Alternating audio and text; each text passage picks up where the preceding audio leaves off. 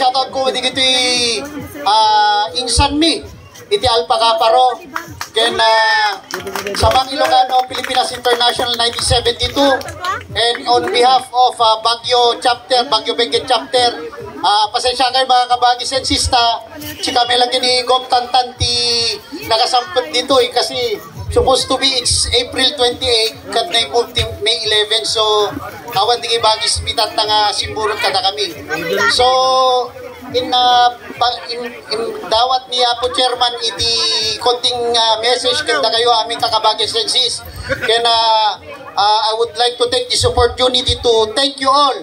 Ken digito'y bagis ko nga nag-follow kinyak dito page ko. Pagyamanan kayo aming kakabagis ko nga nag-suporta kinyak. May promesak lang mga kabagis ko kat nonyaman ti boses nga kaya ipadanon kinyak mga kabagis. Siya di agbaling nga boses ko iti social media.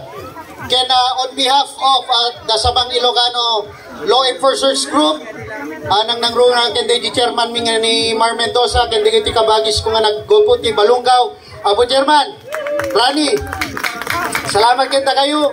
Ken sapay ko mata dito nga event kat patuloy-tuloy kasi this is the first time kano nga may bahay dito nga event. So sapay ko maapo ket dito officers dito nga nangasiwa sa event na to. Sapay ko mata bendisyonan ni Apo Diyos. So dito lang may bagak mga kabagis ko. Patipkeran tayo iti pundasyon tayo mununa kini Apo Diyos. God bless. Ken umununa kini Apo Diyos. Pangalawa sa ating pamilya. Ken pangatlo sa ating guglo na Sabang Ilocano. Salamat kata kayo aming kakabagis ko. Ken salamat digiti nagyamang muginyak. Dito lang ti may bagak mga kabagis ko. Agbyag ti bansang Pilipinas. Agbyag ti SI. Siya si SI. God bless. Salamat mga kabagis.